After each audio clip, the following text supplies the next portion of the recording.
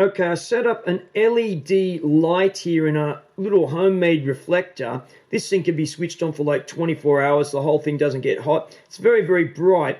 It came on the packet. It said it was 100 lumens. And what I did was I took this solar panel and I put the solar panel where my watch was sitting, okay? And I measured the voltage on that because to the eye, it looked very, very bright.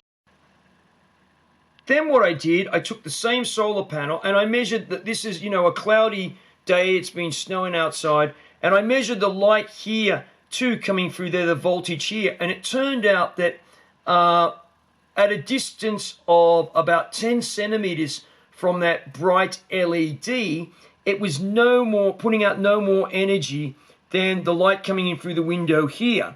And so what can appear to be very bright to the human eye from an artificial source is actual fact not so bright, because you really have to do a quantitative measurement on it. And you can do that with a solar cell and just connect it to a good quality multimeter to do that. So what I've done now is I've put the watches back here in the window because, well, this light coming in through the window is for free. I don't have the electricity turned on in the house, and they're getting just as much irradiation, if you like. The same amount of irradiation is coming in through the window here, so there's no point in having the light switched on at the moment. So really the only way to tell, because it looked brighter from the light, but in actual fact it's not. There's just as much energy. The solar cell is going to take the same, it's being read over the same area on there, and it's unbiased in how it reacts, because we'll tend to see things that are, a lot brighter, or think they're brighter, but in fact it's not.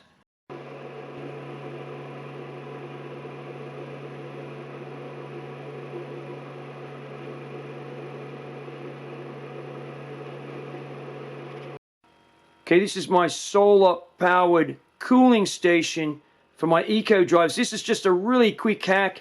We've got a 5-volt single solar panel there, a little bit of wire, and down here we've got a 5-volt fan, DC fan, 0.8 watts, and this is 5 volts, 0.8 watts, and that's a 5-volt, 0.8 watt fan. Some dishcloth here that's getting air.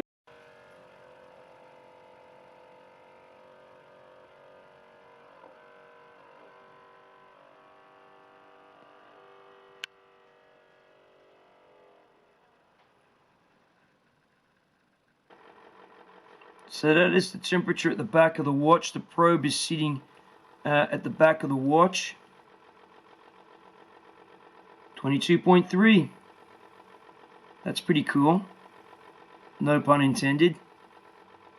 Okay, the sensor, I put the probe at the back of the watch, the Aqualand, and it says 23.1.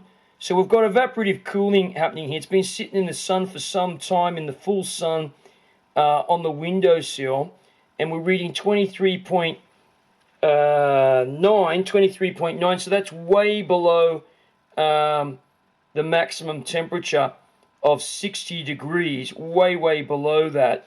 So I would deem that quite safe. And if we move around, we can see there is the watch. It is, definitely in full sun, getting the maximum amount of light on there. It's quite warm, the sun. I can feel it on the back of my hand there. It's very, very warm.